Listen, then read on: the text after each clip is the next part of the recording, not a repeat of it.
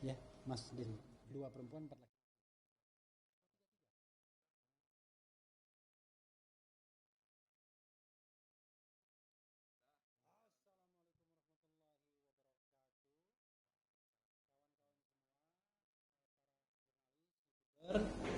Dan pegiat media sosial lainnya, terima kasih atas undangan press conference yang kami adakan siang ini, hari ini.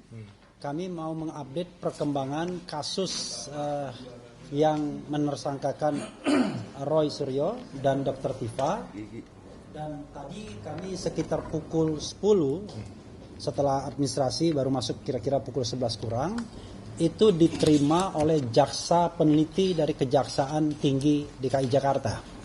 Karena jaksa inilah yang kemudian akan menentukan nasib Dr. Tifa dan Mas Roy selanjutnya. Kita tahu bahwa Polda Metro Jaya sudah memberitahukan bahwa pada tanggal 17 April kemarin, pada hari Jumat, mereka mengatakan sudah mengirimkan berkas P19. Setelah diperintahkan untuk perbaikan, mereka kemudian menyampaikan sudah mengirimkan berkas dan sudah press conference di Reskrimum gitu ya, dari press conference ya. Nah, tetapi tadi kami mendapatkan informasi ya, itu ternyata mereka belum terima berkasnya. Jadi kalau ada yang mengatakan bahwa sebentar lagi P21 dan lain sebagainya, itu orang yang tidak tahu kabar sebenarnya, kira-kira gitu, ngarang itu. Ngarang bebas. Kalau nggak salah pernah disampaikan oleh siapa itu? Ada yang pernah menyampaikan? Ada, namanya pakai AA. Oh, pakai AA ya, pakai AA. Nah, kawan-kawan semua, kami yang diterima tadi berlima. Ya. Saya Refli Harun, kemudian sebelah kanan saya Mas Wirawan Adnan, kemudian Pak Didit Mulyanto sebagai ahli, Didit Wijayanto Wijaya, ya. Kok Didit Mulyanto? Dodit Mulyanto itu komika. Oh, komika ya. Kemudian Pak Yasena datang tetapi karena kuota terbatas tidak masuk. Kemudian Ramdan Shah dan satunya lagi siapa tadi? Sudah ya? Oh ini ada satu kawan. Ada teman kita ya yang juga ikut, tetapi sudah izin juga kan sebenarnya. Dari pihak jaksa peneliti itu ada 5 orang. 6 orang atau 5 orang? Oh 7 orang. Ada 7 orang. 3 diantaranya wanita. Jadi buat para wanita, ibu-ibu sekalian, kawan-kawan semua yang perempuan, kami mengucapkan Hari Kartini ya, hari ini. Ya. Hari lahir Kartini ya. Dan pada kesempatan itu kami membacakan secara lengkap apa yang kami sampaikan sebagai sebuah keberatan dalam proses penanganan kasus ini. Akan kami sampaikan nanti highlight-nya dan hal-hal lainnya. Tetapi kami sangat senang sekali dengan pihak Kejaksaan Tinggi DKI Jakarta dan kami mengapresiasi karena mereka mau menerima kami dan kemudian mendengarkan apa yang kami sampaikan penuh dengan dalam lembar yang nanti saya akan bacakan highlight-nya. Dan mereka juga welcome. Mereka mengatakan bahwa mereka bekerja berdasarkan SOP dan kemudian yang paling penting adalah mereka menerima apa yang kami sampaikan dan akan mempertimbangkannya, mereka akan mendiskusikannya. Dan mudah-mudahan ini adalah kabar yang baik karena apa yang kami sampaikan ini sangat memperkuat posisi Mas Roy dan Dr. Tifa. Oke, saya akan sampaikan highlight-nya.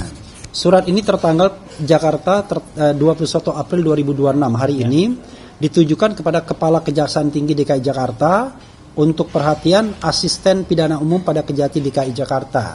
Jadi komunikasi kami kepada Aspidum ya. Perihalnya adalah permohonan untuk beraudiensi dari tim penasihat hukum Roy Suryo dan Dr. Tifauzia Tiasuma dalam kurung Troya. Jadi Troya itu kami ya. Troya itu Tifa Roy's Advocates ya, mengenai keberatan atas pelanggaran KUHAP yang dilakukan oleh penyidik dalam proses penyidikan. Nanti kita kasihkan ini, nggak apa-apa ya. Nanti kita kasihkan. Kemudian yang menandatangani surat ini 4 orang, saya Refli Harun, kemudian Wirawan Adnan, ini koordinator litigasi Troya, Ramdan Shah, penghubung dari Troya juga, penghubung dengan Kejaksaan Tinggi, dan Kombes Pol Purnawirawan Yaya Satya Negara yang juga tim Troya yang juga tim lawyernya Mas Roy Suryo. Seluruhnya merupakan advokat ya, tergabung dalam tim Troya. Nah, alasan-alasan yang kami sampaikan ya, bahwa sebagaimana telah diketahui publik, pengembalian berkas perkara P19 dari penyidik Polda Metro Jaya atas nama tersangka KRMT Roy Suryo Noto Diprojo dan Dr. T. Fauzia Tiasuma ke Kejaksaan Tinggi di Jakarta telah melampaui batas waktu yang ditentukan dalam KUHP, Kitab Undang-Undang Hukum Acara Pidana, baik KUHP lama maupun KUHP baru. Tadi kami tidak mendapatkan kepastian apakah Kejaksaan Tinggi menggunakan KUHP lama atau KUHP baru dalam memproses kasus ini. Berdasarkan pasal 361 huruf A digunakan KUHP yang lama. Tapi berdasarkan azas lex favorio, di mana kami juga ada perbedaan pendapat sedikit, itu bisa juga digunakan KUHP baru. Dan ternyata Kejaksaan Tinggi tidak menegaskan apakah dia menggunakan KUHP lama atau KUHP baru. Tapi yang jelas, mau KUHP lama maupun KUHP baru, batas 14 hari untuk mengembalikan berkas yang harus diperbaiki itu sudah terlewati. Kami mendapatkan konfirmasi, kawan-kawan semua, bahwa berkas pertama kali disampaikan oleh penyidik pada tanggal 13 Januari 2026. Pada tanggal 20 hari, 7 hari setelah berkas diterima, itu sudah P18, berkas dinyatakan tidak lengkap P18. Lalu pada hari ke-13, yaitu pada tanggal 26 Januari, which is ulang tahun saya, ya, itu berkas dikembalikan ke penyidik Polda Metro Jaya. Kami berasumsi bahwa Polda Metro Jaya harus menerimanya selambat-lambatnya pada tanggal 27 Januari 2025. Karena kalau lebih dari 14 hari akan dinyatakan P21 dan bisa dilimpahkan ke persidangan. Karena itu oke lah, tanggal 13 diajukan, kami berasumsi tanggal 14 mereka terima. Maka dari tanggal 14 sampai dari tanggal dari tanggal 14, dari tanggal 27 ya, sampai hari ini Tidak ada sama. ya, tanggal 21 April di mana mereka belum menerima berkas perkaranya, itu lampaunya waktu itu sudah 2 bulan lebih. Hitung sendiri. Dari tanggal 27 Januari, kita berasumsi jatuh temponya 27 Januari, itu bisa dihitung 27, 28, 29, 30, 31. Ditambah bulan Februari, ya kan? Bulan Maret, karena sekarang bulan April 21. Jadi sudah lebih dari 2 bulan, padahal batas toleransinya adalah 14 hari untuk memperbaiki berkas. Kenapa penting ada time frame seperti itu? Tadi kita sampaikan yang namanya hukum formil dan material. Jadi formilnya itu adalah hukum acara, materialnya adalah hukum yang diterapkan untuk menersangkakan. Itu sama pentingnya, ibarat two side in one coin. Jadi dari satu mata uang, dua sisi dari satu mata uang yang sama-sama penting. Melanggar hukum acara harusnya berakibat batal demi hukum, null and void. Melanggar hukum materialnya atau menggunakan pasal semau-maunya juga harusnya kemudian membuat kasus ini tidak layak untuk diteruskan. Nah, itu Ini mata uangnya. ini mata uangnya.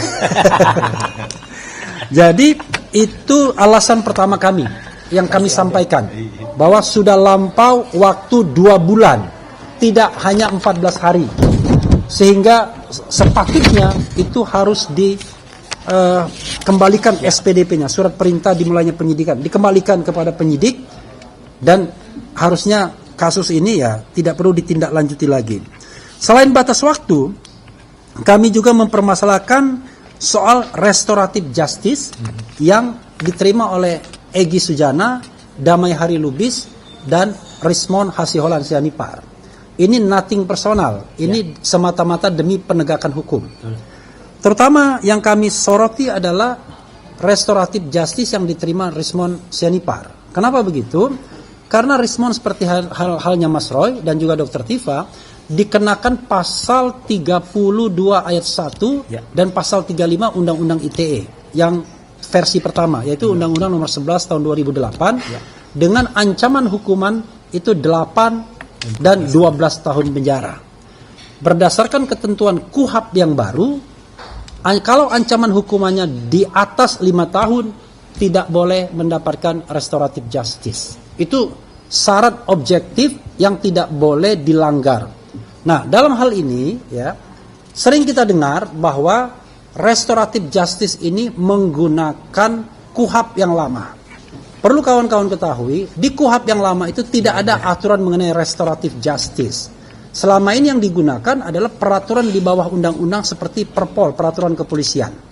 Padahal kalau seandainya kita menggunakan azas lex favorio, di mana yang menguntungkan dipakai, itu harus sederajat. KUHP lama versus KUHP baru. KUHP baru 2025, KUHP lama 1981.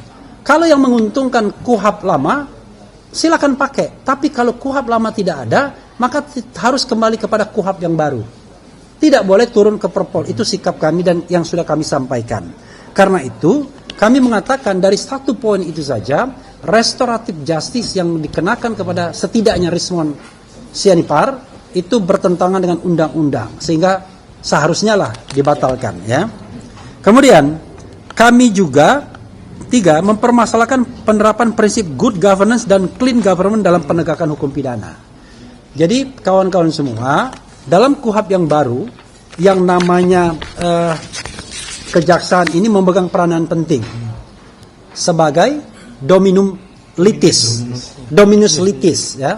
Jadi mereka memegang bola sekarang ini, dan penegakan hukum sekarang ini memang bergantung pada kejaksaan. Karena itu kita meminta kejaksaan tinggi melihat ini sesuatu yang objektif. Salah satu good governance dan clean government yang kami ajukan, tata kelola pemerintahan yang baik, adalah berlakunya Undang-Undang 30 tahun 2014 tentang administrasi pemerintahan, di mana salah satu pasal yang bisa kita acu adalah pasal mengenai diskresi atau discretional power. Kan selama ini sering dikatakan juga oleh penasihat Kapolri bahwa praktek yang melampaui 14 hari itu udah biasa katanya. Ya kan? Udah biasa lewat 14 hari pengembalian berkas itu. Maka berdasarkan Undang-Undang Administrasi Pemerintahan, kalau itu dikatakan sebuah diskresi kebijakan, maka diskresi atau kebijakan itu tidak boleh bertentangan dengan undang-undang. Jadi kalau diskresi atau kebijakan itu bertentangan dengan undang-undang, maka itu batal demi hukum seharusnya. Nah, dalam konteks ini, kalau ada praktek selama ini 14 hari itu dianggap sudah biasa, bahkan ada yang katanya 1 tahun, bukan berarti benar. Makanya kami menuntut kebenaran dengan diterapkannya undang-undang secara benar. Baik undang-undang KUHP, lama dan baru, maupun undang-undang administrasi pemerintahan. Itu alasan yang ketiga. Alasan keempat, jadi kawan-kawan semua, di Pengadilan Negeri Jakarta Pusat, itu ada gugatan citizen lawsuit yang sekarang sudah berproses mulai dari pendaftaran 17 Maret yang lalu dan kemudian sudah memasuki tahap persidangan. Ya, Jakarta Selatan. Di Jakarta Selatan. Ini disampaikan oleh 9 jenderal purnawirawan, kemudian 6 kolonel dan 2 warga sipil biasa. Mereka mempermasalahkan soal manajemen perkara yang diduga ada penyelundupan hukumnya. Salah satunya adalah menggunakan pasal-pasal yang tidak ada kaitannya dengan dugaan fitnah dan pencemaran nama baik.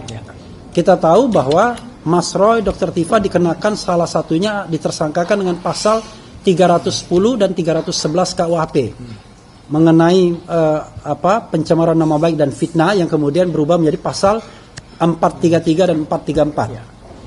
Dan kemudian juga pasal Undang-Undang ITE yang kaitannya dengan pencemaran nama baik dan juga fitnah. Tetapi lucunya, Mas Roy dikenakan juga pasal-pasal yang tidak sesuai dengan fakta atau peristiwanya, yaitu ujaran kebencian, pemalsuan dokumen, manipulasi dokumen seolah-olah itu menjadi otentik dan lain sebagainya. Yang celakanya, ancaman hukumannya itu tinggi. 6 tahun, 8 tahun, sampai 12 tahun. Dan ini biasa dalam praktik untuk bargaining position agar kemudian sewaktu-waktu bisa ditahan. Nah, dengan adanya gugatan citizen lawsuit ini, kami berharap bahwa proses di kejaksaan setidak-tidaknya harus ditunda sampai kemudian ada putusan yang berkekuatan hukum tetap.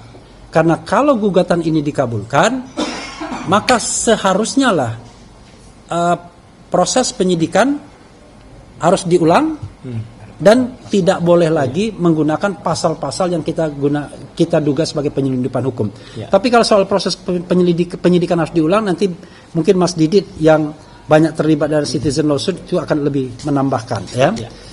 Kemudian yang kelima adalah kawan-kawan semua, from the beginning, dari awal, yang namanya proses penyelidikan dan penyidikan yang dilakukan oleh Polda Metro Jaya itu sudah bertentangan dengan Undang-Undang tentang Perlindungan Saksi dan Korban, Undang-Undang 31 tahun 2014. Kami sampaikan juga tadi kepada pihak jaksa peneliti pada Kejaksaan Tinggi DKI Jakarta. Kenapa begitu? Karena pasal 10 undang-undang itu kurang lebih mengatakan yang namanya pelapor, korban, saksi atau saksi korban itu tidak boleh digugat baik secara perdata maupun pidana atas laporan atau kesaksian yang sudah akan sedang diberikannya. Jadi baik past tense maupun present maupun future. Dan Mas Roy, Dr. Tifa itu sudah diminta dan diterima sebagai saksi yang akan diajukan oleh tim pembela ulama atau TPUA yang melakukan atau mengajukan mengajukan bahwa ada laporan tentang tindak pidana yang dilakukan oleh mantan Presiden Jokowi, yaitu pemalsuan dokumen yang disampaikan pada tanggal 9 Desember 2024. Tetapi belum lagi itu selesai prosesnya, tiba-tiba Polda Metro Jaya sudah memproses pengaduan Jokowi. Padahal itu masalah belum selesai, baru dinyatakan selesai pada tanggal 22 Mei. Tanggal 30 sudah berproses. Jadi kami menganggap ini bertentangan dengan undang-undang tentang perlindungan saksi dan korban, di mana seharusnya saksi, pelapor, korban tidak boleh digugat secara pidana dan perdata. Termasuk tentu saja tidak boleh ditersangkakan, tidak boleh diproses penyelidikan dan penyidikannya sebelum kasus yang dilaporkan atau yang di mana dia akan memberikan kesaksian itu telah berkekuatan hukum tetap. Atau setidak-tidaknya sudah dihentikan. Ini belum dihentikan, mereka sudah diproses untuk dijadikan tersangka pada tanggal 7 November, beberapa bulan setelah pengaduan dari pihak Pak Jokowi. Kawan-kawan semua, itu yang dapat saya sampaikan. Mungkin ada beberapa detail pertemuan tadi yang bisa disampaikan atau diingatkan oleh teman-teman sekalian. Tetapi sekali lagi, kami sangat menghargai Kejaksaan Tinggi yang sudah menerima kami. Tidak banyak formalitas, cukup dengan komunikasi lisan kami diterima, dan kemudian kami sudah bacakan, juga kami sampaikan keterangan tertulis ini. Mereka kemudian berjanji untuk mempertimbangkannya dengan sungguh-sungguh dalam proses meneliti berkas selanjutnya. Dan yang paling penting adalah ternyata setelah kami konfirmasi, berkas itu belum teradministrasi di Kejaksaan Tinggi. Ya. Jadi kalau konferensi pers itu barangkali baru maksud menyampaikan, tetapi belum teradministrasi. Kita tidak tahu di mana barang itu disampaikan, apakah salah alamat atau tidak. Itu saja. Mungkin ada yang mau ditambahkan, Pak Didit dulu ya, atau Mas Wiran Anan. Pak Didit, oke, silakan. Ya, silakan Pak Didit. Ya. Ya. Didit Wijayanto ya. Baik. Terima kasih Bang Refli, Mas Roy, dan semua di sini. Jadi tadi saya ikut hadir sebagai ahli atau narasumber. Nah, khususnya poin keempat, ada yang namanya gugatan warga negara citizen lawsuit di Jakarta Selatan. Di sini supaya juga masyarakat tidak keliru ya. Ini kok ada beberapa komentar bahwa perdata mencampuri pidana. Ini keliru gitu. Nah, jadi kalau waktu itu Pak Jokowi membuat laporan. Nah, ketika membuat laporan, saya tadi jelaskan kepada jaksa, kami tidak mencampuri, gugatan ini tidak mencampuri, tapi melihat pada saat laporan dibuat ada narasi peristiwanya. Narasinya apa? Nah, saya pun sebagai ahli ketika diperiksa dalam perkara pidananya Mas Roy, jadi di sana jelas ada video-video dan sebagainya yang mengatakan bahwa Pak Jokowi merasa dihina sehina-hinanya, direndahkan serendah-rendahnya. Artinya apa? Yang jadi masalah adalah pencemaran nama baik, apakah itu melalui fitnah atau pencemaran nama baik biasa. Namun ada beberapa pasal, yaitu pasal yang khususnya kita fokus di 32 ayat 1 dan 35 Undang-Undang ITE. Nah, saya bilang coba dilihat, karena saya hadir juga pada saat gelar perkara tanggal 15 Desember. Di sana tidak ada narasi dari laporan itu. Jadi kita tidak bicara soal material. Kita nggak masuk ke sana. Nah, pada saat membuat laporan, harusnya ada narasi di laporan itu. Itulah namanya manajemen penyidikan yang benar. Karena ada tim konseling waktu menerima laporan.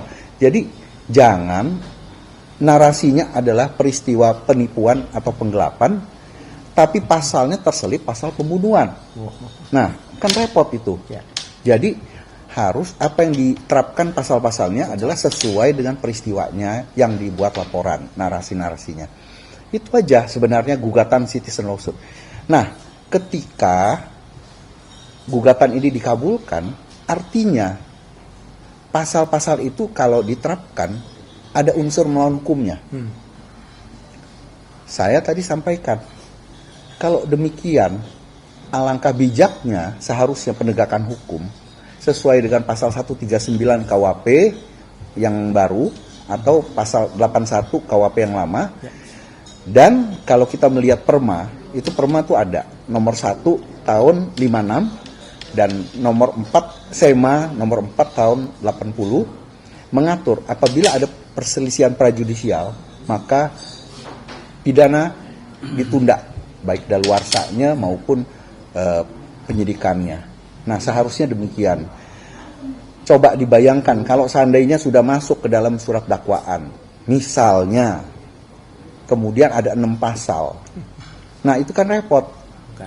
Ternyata gugatan citizen warga negara ini dikabulkan. Artinya ada 4 pasal harus rontok itu di sana. Karena tidak ada narasi. Jadi bukan masalah pengembangannya, tidak ada narasinya di waktu membuat laporan. Nah, jadi kita tidak menyoal pemeriksaannya, penyidikannya, tidak. Waktu menerima laporan tersebut, itu yang pertama. Kemudian tadi saya sampaikan juga pada saat itu ada surat dari Polda yang diterima tanggal 30 Maret. Ada perubahan pasal. Jadi dari Polda dikirim ke Kejaksaan Tinggi. Di sana setiap terlapor atau tersangka diberikan tembusan. Jadi kita bisa baca. Jadi pasal-pasal yang dikenakan itu berubah menjadi, nah ini anehnya, menjadinya harusnya kan tadinya kan 310, 311. Itu berubah menjadi tetap 310 KUHP dan 434 itu kan sebelumnya kan 311. Nah, itu saya ingatkan kepada tim kejaksaan ya, jaksa peneliti, tolong dilihat itu suratnya. Kemudian di sana ada beberapa pasal, yaitu 242 KUHP baru, 243 KUHP baru, 246 KUHP baru. Kalau 246 itu perubahan dari pasal 160 KUHP. Tapi 242 itu adalah pasal di mana ujaran kebencian secara offline, 243 secara online, cyber. Nah, 243 ini seharusnya menjadi perubahan dari pasal 28 ayat 2 Undang-Undang ITE. Nah, di sini menarik. Kita temukan dari tim Troya menemukan, kemarin kita saling berdiskusi. Jadi pasal 28 ayat 2 Undang-Undang ITE pada undang-undang terakhir ada undang-undang tahun 2019. Tadi saya sampaikan, tolong dikaji oleh kejaksaan. Itu dinyatakan dalam KUHP baru dirubah menjadi pasal 243. Nah, KUHP tahun 2023. Undang-undang yang dirubah adalah tahun produksi 2019. Tiba-tiba 2024 pasal 28 ayat 2 ini dilahirkan kembali di Undang-Undang ITE. Nah, sekarang dengan isinya, kontennya yang berbeda, unsur-unsurnya. Jadi ini pertanyaannya adalah, sebenarnya kalau dikenakan pasal 28 ayat 2 Undang-Undang nomor Undang-Undang tahun 2019 yang sudah berubah 243 sebagaimana tertera dalam surat panggilan, pemberitahuan dan sebagainya, artinya apa? Sudah tidak sah. Dan ini timbul problematika yang baru karena ada, ya maaf ngomong, kita bicara ada anak haram di sini. Anak haram yang tahun 2024 lahir. Karena sebenarnya pasal tersebut sudah dinyatakan dicabut. Bagaimana dia bisa lahir kembali? Nah, ini problematika yang baru sebenarnya.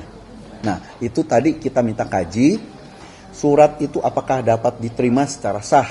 Kemudian dari teman-teman juga mengingatkan, dan pihak kejaksaan syukurlah memberi respon yang baik ya, bahwa mereka akan sesuai SOP dan mengikuti pedoman-pedoman yang harusnya mereka ikuti.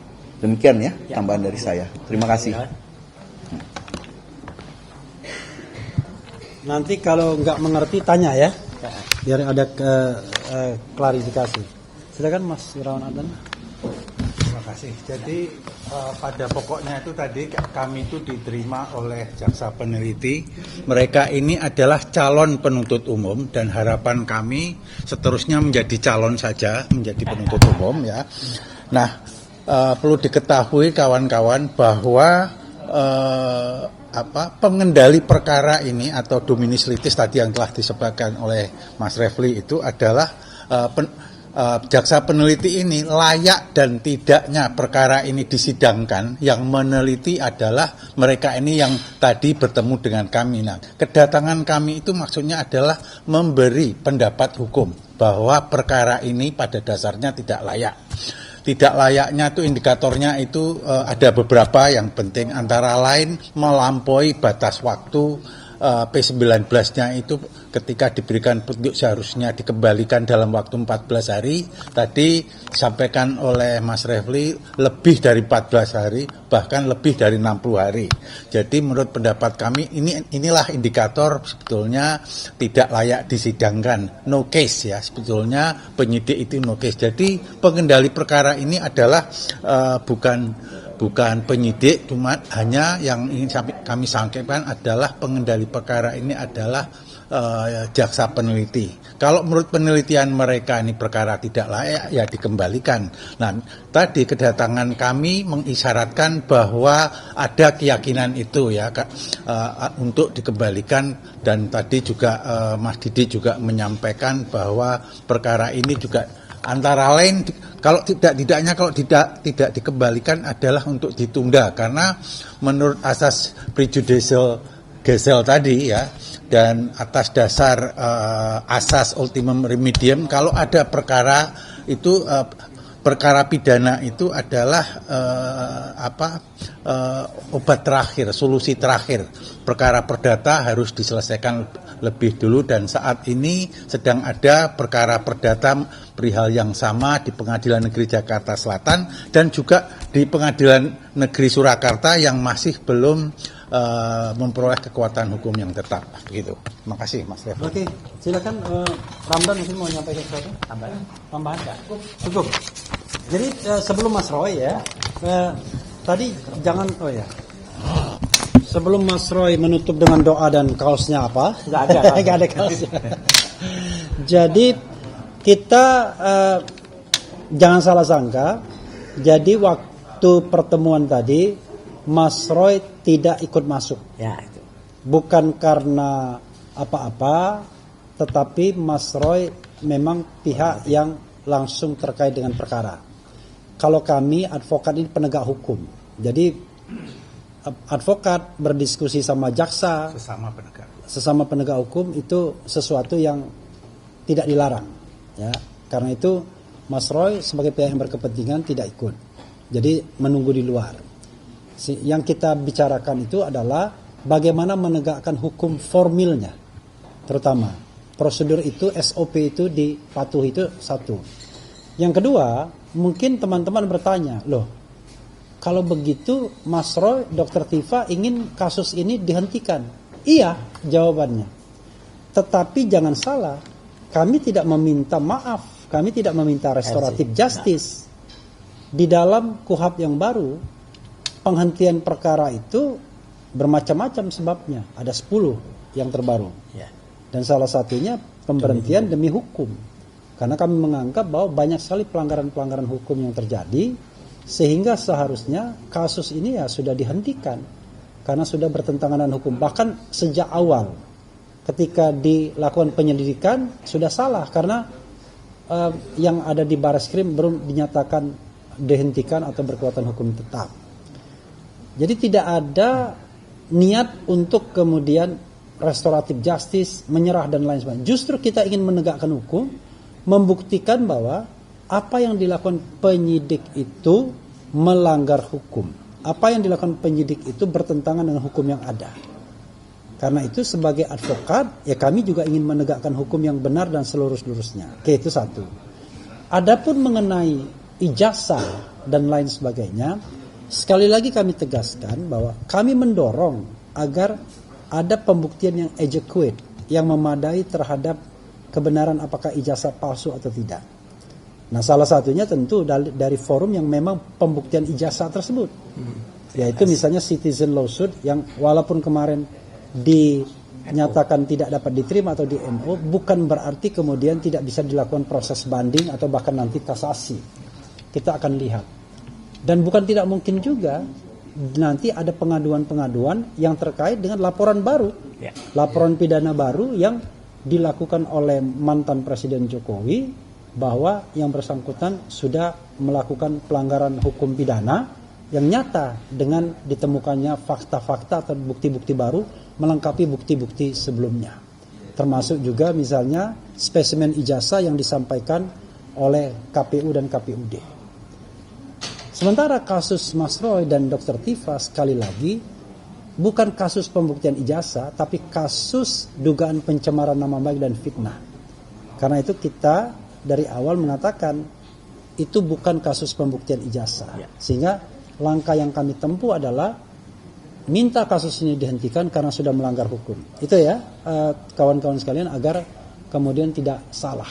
Ya. Dan kami juga tidak ingin bahwa klien kami ini kemudian dengan sebab-sebab tertentu dengan semena-mena kemudian ditahan atau diperlakukan tidak adil dan lain sebagainya. Silakan Mas Roy untuk menyampaikan hal-hal yang perlu disampaikan. Baik, terima kasih Mas Refli dan kawan-kawan penasihat hukum lainnya. Assalamualaikum warahmatullahi wabarakatuh. Waalaikumsalam. Ya, jadi tadi sudah disampaikan dengan sangat baik ya. Saya dan juga Dr. Tifa ya dalam tim ini ya, kebetulan kemarin Dr. Tifa mengikuti betul rapat sehari kemarin sebelum akhirnya tindakan kami pagi hari ini ke Kejaksaan Tinggi itu dilaksanakan. Jadi semua di bawah kontrol dan mekanisme. Juga saya berkomunikasi dengan pejuang-pejuang lain ya. Saya berkomunikasi dengan Mas Rizal Fadila, dengan Mas Rustam Effendi dan Bu Kurnia yang sebentar lagi saya juga akan ketemu dengan mereka-mereka di salah satu tempat ya. Artinya apa? Semua itu dalam langkah yang sama. Dan hari ini kita benar-benar membuat Kejaksaan Tinggi DKI Jakarta itu senafas dengan peringatan Hari Kartini hari ini. Kenapa senafas dengan Hari Kartini? Tahu nggak Hari Kartini itu namanya siapa? Namanya Harum. Ya, kan ada di lagunya tuh. Harum namanya. Jadi hari ini kita membuat Kejaksaan Tinggi itu harum namanya. Karena apa? Supaya tidak ada celometan macam-macam, supaya tidak ada tuduhan macam-macam. Wah, itu ngapain itu? Roy Suryo datang kirim-kirim WA segala. Kami tidak kirim WA kayak gini nih. Assalamualaikum Pak Yadi, TB saya Arif, insya Allah kami mau silaturahmi. Enggak, kami enggak kirim kayak gini. Ini WA ke Pak JK. Oke. Ya, oleh Arif dan 7 temannya, ada dokter. Kok ada gambar saya di sini? Enggak, ini gambarnya live ini. Beda lagi. Ini multitasking ya. Terus ada dokter lain lagi, saya baru tahu nih ada dokter Vivian baru tahu ya. Enggak, ini sampingan aja. Kami tidak secara ceroboh mengirimkan semacam enggak. Kalau kemarin nih sekaligus koreksi dikit ya. Kalau kemarin Pak JK sempat Roy Suryo juga kirim, saya nggak kirim. Nah, itu ya. Itu Pak JK ingin mengucapkan respon, tapi kemudian munculnya nama saya. Nggak apa-apa, santai aja. Tapi artinya kita sangat hormati dan kita sangat apresiasi pihak Kejaksaan Tinggi DKI yang sudi menerima tim dari kami. Ada 5 orang tadi kuasa hukum dari kami yang datang dan berkonsultasi dengan sangat baik. Dan inti yang diperoleh itu tadi, sampai dengan detik tadi, ya artinya itu sudah hari Selasa. Padahal kita dengar semua kan, minggu lalu hari Jumat tuh ada yang itu sudah dikirim, wow sudah P21 kalau di sebentar lagi akhir April, sebentar lagi ditahan.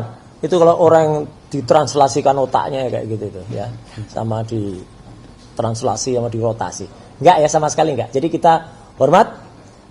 Kita mengapresiasi langkah dari Kejaksaan Tinggi dan tadi juga beliau mengapresiasi langkah kita di dalam mengajukan keberatan-keberatan yang ada karena itu sesuai dengan undang-undang.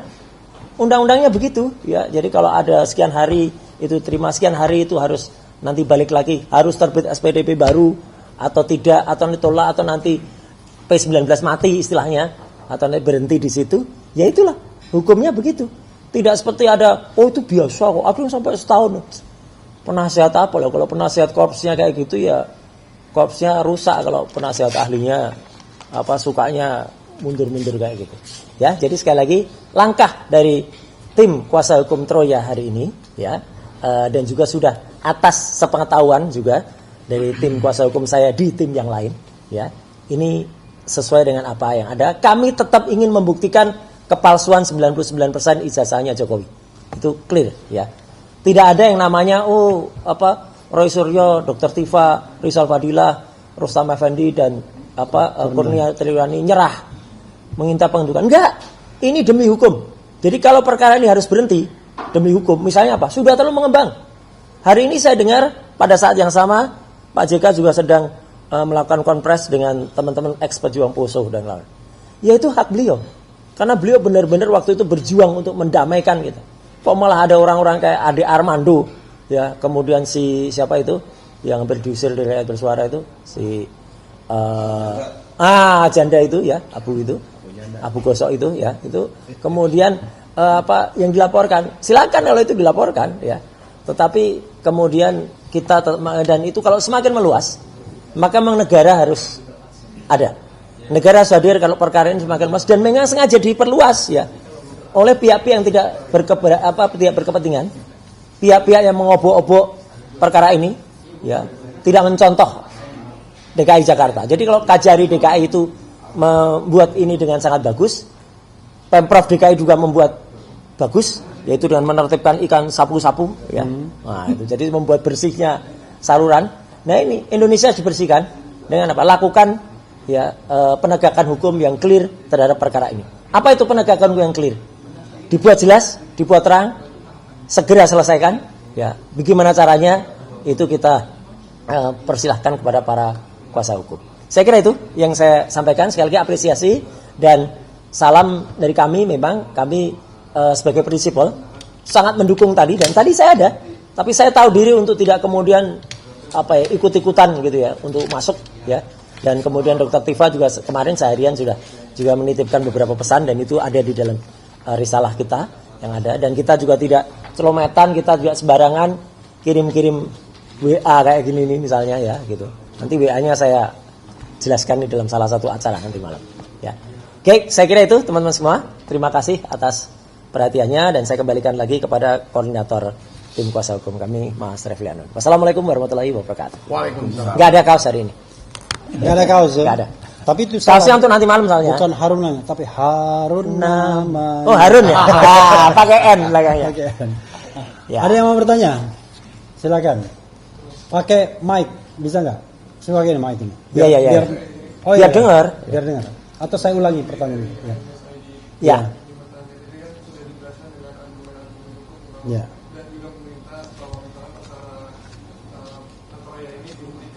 Ya.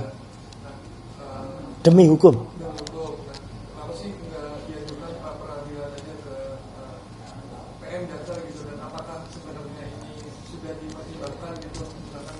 Ya.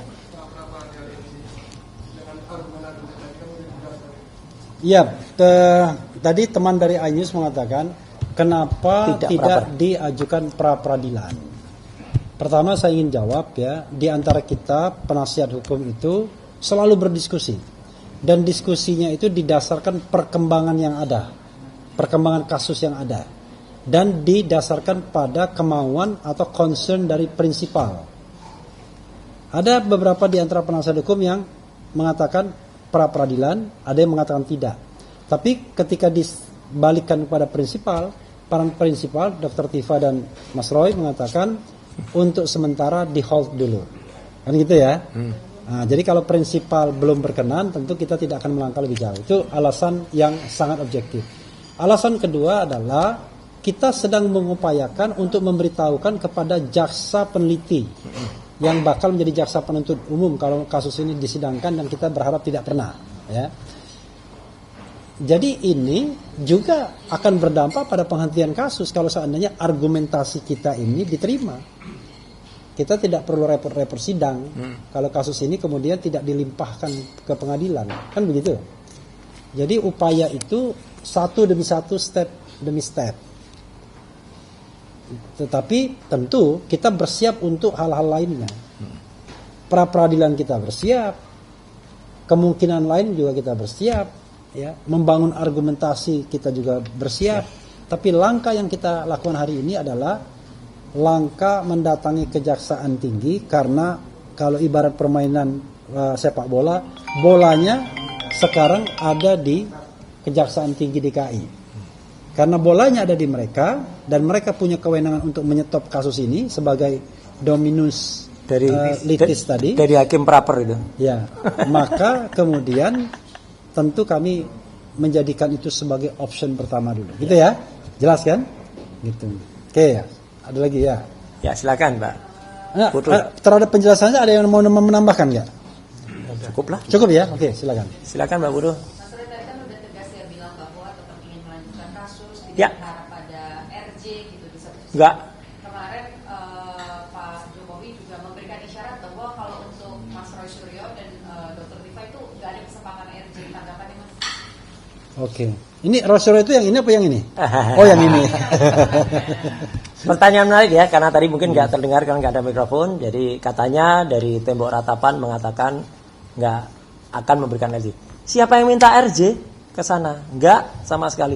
Dari awal RJ itu tidak ada, kalau dalam bahasa daerah saya, sak kuku ireng pun ya. Jadi sekuku kecil hitam itu nggak ada sama sekali kita minta RJ.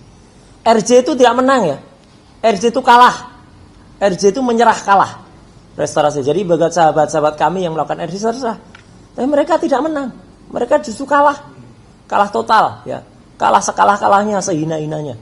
Jadi kami nggak akan RJ. Ada satu pendapat hukum kawan saya juga sih sebenarnya, mantan Kompolnas, yang juga bilang RJ adalah penyelesaian terbaik. Enggak. Kami masih sangat kreatif untuk bisa menemukan jalan yang lain. Maka waktu itu kita tempuh jalan dari MK. Meskipun belum diterima karena ada yang kurang pas, nggak apa-apa. Kita nanti masukkan lagi. Dari citizen lawsuit ya. Terakhir harusnya NO itu kan di awal ya. Need over class itu kan harusnya di awal. Tapi kenapa tiba-tiba ditaruh di belakang? Ya udah nggak apa-apa. Nanti ada lagi nih CLS yang dilakukan oleh bapak-bapak dari Purnawirawan TNI. Banyak jalan itu, termasuk juga kita memverifikasi aturan-aturan baik di dalam KUHAP lama maupun KUHAP baru yang ternyata kita buktikan kan hari ini ada seorang yang bohong lagi tuh. Setidaknya orang itu udah bohong berkali-kali ya. Yang Jumat yang lalu mengatakan sudah limpah, kemudian sudah P21. Loh, kok P21 yang berkehendak melakukan P2 yang berwenang melakukan P21 saja tadi mengatakan kami belum menerima berkasnya kok. Kok yang sana sudah memastikan P21 itu gimana gitu loh. Jadi artinya kita itu menerapkan hukum itu dengan benar, dengan detail. Kenapa saya sedikit tambahan? Kenapa tidak kami melakukan praper ya atau pra peradilan? Praper itu hanya salah satu langkah. Dan praper itu pilihan ya. Tidak mesti harus praper. Karena praper itu misalnya menggantungkan perkara ini di bawah satu hakim tunggal dengan waktu pemeriksaan yang hanya seminggu. Apa rela perkara yang panjang ini yang sudah setahun diperkarakan, dilaporkan dan kasusnya sudah hampir 13 tahun hanya diputus selama seminggu oleh seorang hakim tunggal praper? Enggak. Kita enggak akan mempertaruhkan hal semacam itu. kita akan taruh nanti kalau misalnya ini dipertaruhkan di sidang yang benar. Tapi sidang yang benar pun, itu pun sidang untuk pengujian ijazahnya. Ijazah palsu itu adanya di CLS, jangan salah. Bukan di sidang pencemaran nama baik yang terus-menerus katanya dilakukan dan saya akan bawa ijazahnya. Bohong itu, nggak ada itu. Berkali-kali sudah ada kesempatan untuk bawa ijazahnya, nggak pernah dibawa kok. Gitu. Jadi artinya sekali lagi saya jawab ya bahwa untuk RJ ya. Kalau bahasa anak muda, sorry Mac, gitu ya. Kita nggak akan RJ, ya, itu ya. Nggak usah nawar-nawarin RJ lah. Gitu. Nggak usah juga desak-desak, nggak usah nawarin umroh, nggak usah desek-desek kami sampai ke kamar kecil. Mau RJ nggak, gitu ya. Atau nggak usah nawarin macam-macam. Ya, nggak ada sama sekali soal itu. Ya, terima kasih. Iya. Oh, dikit tadi, silakan. Iya, masalah praper tadi. Jadi begini, saya lengkapi ya pertanyaan yang masalah praper. Ya. Tadi Pak Refli kan sudah menjelaskan alasan saat ini tidak mengambil langkah-langkah pra peradilan. Kemudian seperti tadi juga Mas Roy bilang, apa iya tidak rela lah selama 7 hari dikorbankan dengan ketidakpastian apakah bisa dikabulkan atau tidak praper. Nah, saya lengkapi. Jadi gugatan CLS ini bukan praper, bukan pra peradilan. Gugatan CLS ini adalah mengenai penyeludupan pasal. Karena ada pasal yang waktu dilaporkan peristiwa yang dibuat di dalam laporan polisi itu tidak sesuai dengan pasalnya. Nah, jadi Polda ini diminta melakukan koreksi bahwa nanti harus juga terbit aturan yang tidak lagi membolehkan adanya penyeludupan pasal. Kalau dikabulkan, berarti ada 4 pasal yang jadi masalah, yang bersifat melawan hukum. Pasal 27A, pasal 28 ayat 2 Undang-Undang ITE, pasal 32 ayat 1, pasal 35 Undang-Undang ITE. Nah, pertanyaannya, apakah setelah dikabulkan oleh CLS, kemudian 4 pasal itu akan rontok dengan otomatis? Tidak. Jadi perdata tidak bisa mencampuri pidana. Jadi apa manfaatnya?